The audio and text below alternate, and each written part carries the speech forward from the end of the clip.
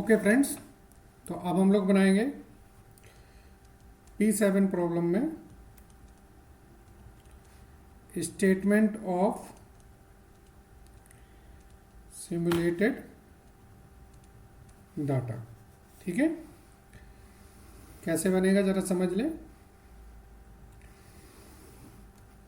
चलिए, हमको 3 random numbers दिए और हमको बोला गया है, जरा देखिए यहाँ पर हमको जो रैंडम नंबर्स दी गई हैं, यहाँ पर हमको ये नहीं बोला गया कि रैंडम नंबर्स को हमें यूज़ कैसे करना है।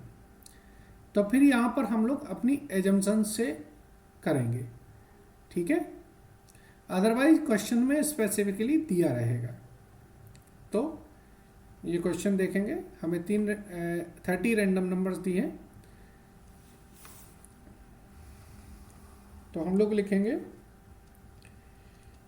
यहाँ पर ट्रायल 1 2 3 4 5 6 7 8 9 10। ये हमारे 10 ट्रायल हो गए। नीचे हम लोग एजम्पशन लिखेंगे, assuming first 10 random numbers for, पहली क्या थी, demand,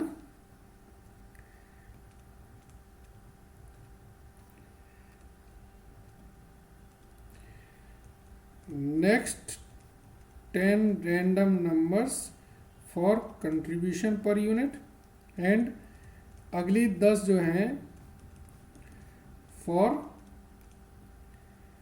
investment.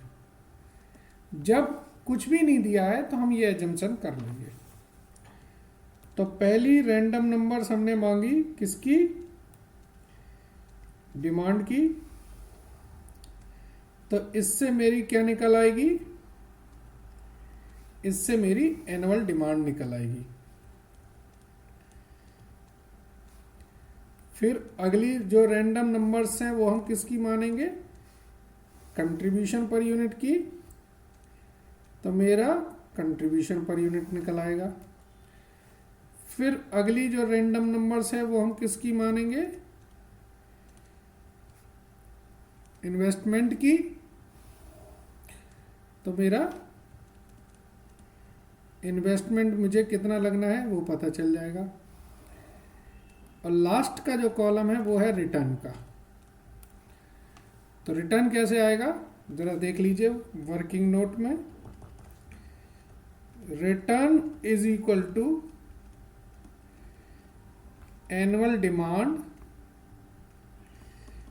Multiply contribution per unit upon investment into 100। इससे हमारा रिटर्न निकलेगा। ठीक है, तो पहले एक बार रैंडम नंबर्स लिख लें। पहली 10 रैंडम नंबर मैंने किसके लिए बोली है आपको, बिल्कुल ठीक, पहली 10 रैंडम नंबर्स हमारी हैं डिमांड के लिए। तो देखें बुक में से लिख लें आप, 28 57 60 17 64 20 27 58 6130। अगली 10 रैंडम नंबर है 19 07 90 02 57 28 29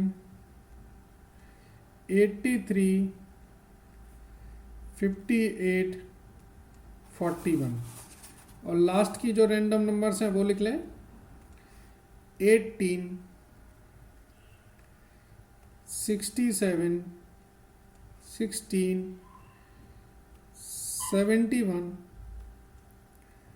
43 68 47 24, 19, 97। अब मैं अपनी पुरानी वाली जो मैंने एलोकेशन करी थी उनसे मैं लूँगा डाटा। एक बता दूंगा, उसके बाद आगे का आप कर लेंगे। जैसे 28 रैंडम नंबर है डिमांड की, तो 28 रैंडम नंबर मेरी कहाँ फॉल हो रही है? 28 रैंडम नंबर आप देखेंगे तो वो मेरी इस रेंज में फॉल हो रही है। ठीक है, इसका मतलब क्या है कि जो मेरी एनुअल डिमांड आएगी वो कितनी आएगी? 35,000। अब 19 जो रैंडम नंबर है वो कहाँ फॉल हो रहा है मेरा? 19 रैंडम नंबर्स, मेरा जो रैंडम नंबर एलोकेशन है सीपीयू वाले में, उसमें वो इस रेंज में फॉल हो रहा है।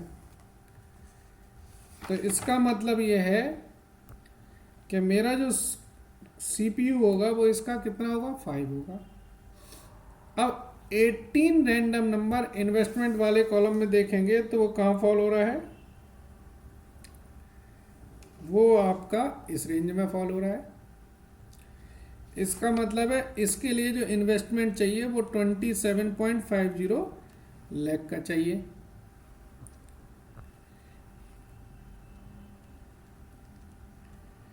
ठीक है, तो इन सब की कैलकुलेशन से जो रिटर्न्स आएंगी वो लिखनी है। एक रिटर्न मैं आपको कैलकुलेट करके बता देता हूं, बाकी रिटर्न्स फिर आप लोग लिख लेंगे।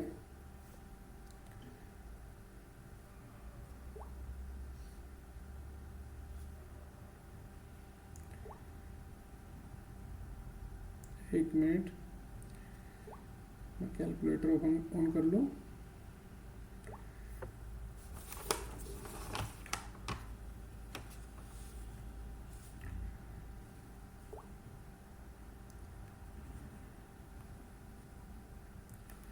चलिए, तो इसमें आएगा आपका 35,000 इंटू 5 अपॉन 27,50,000, ये आएगी 6.36%। ठीक है, ऐसे ही अब दूसरे का देखेंगे। पहले अब इनकी मैं डिमांड लिख लूँ 40,000, ये भी आएगी इसकी 40,000, ये 35,000, ये 40,000, ये 35,000, ये 35,000, ये 40,000, 40,000, 35,000। अगर गौर से देखें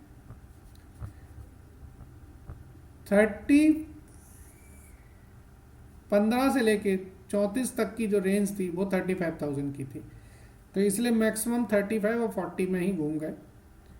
अब ऐसे ही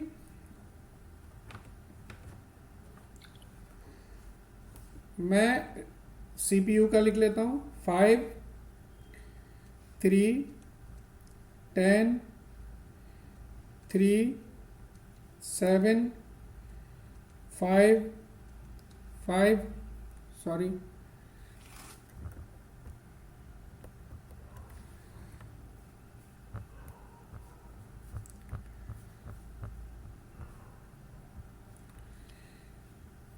3, 10, 3, 7, 5, 5, ये 9 आएगा, ये 7 आएगा और इसका भी 7 आएगा। इन्वेस्टमेंट की बात करेंगे तो ये 30 लाख, ये 27.5 लाख, ये 30 लाख, 27.5 लाख,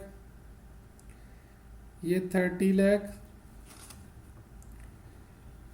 47 पे भी 30 लाख ही है, 24 पे 27.5 लाख है, एक सेकेंड, 43 पे 27.5 लाख नहीं है शायद, 43 पे आपका, यस 43 रैंडम नंबर में जो ये है वो 30 लाख है।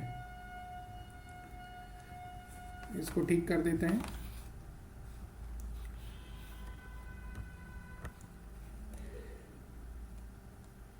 ये 30 लाख ही है। फिर 19 रैंडम नंबर में 27.5 लाख और 97 रैंडम नंबर में 35 लाख। ठीक है, चलिए अब इनकी रिटर्न्स की कैलकुलेशंस करें तो ये रिटर्न आएगी आपकी 4%, इसकी रिटर्न आएगी 14.55%, ये रिटर्न आएगी 3.50%,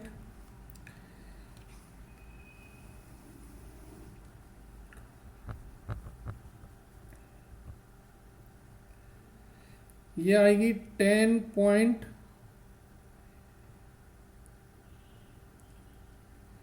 कैलकुलेट करें इसको, एक मिनट, 4 सत्ते 28 डिवाइडेड बाई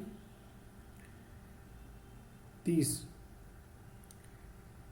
तो 28 डिवाइडेड बाई 30 करेंगे तो ये 9.5% के आसपास आएगा। यह आएगी 5.8%, 5.8%, 13% के आसपास, 10% के आसपास और ये 7% के आसपास। ठीक है सर, हाईएस्ट आप बताएं कितना है,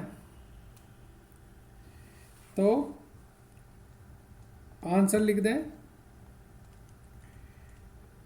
हाईएस्ट रिटर्न है हमारी 14.55% की। कब है?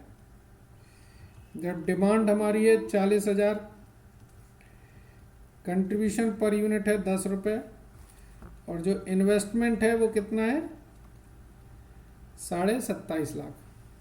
यानी कि थर्ड ट्रायल है आपकी, वो आपको हाईएस्ट रिटर्न दे रही है।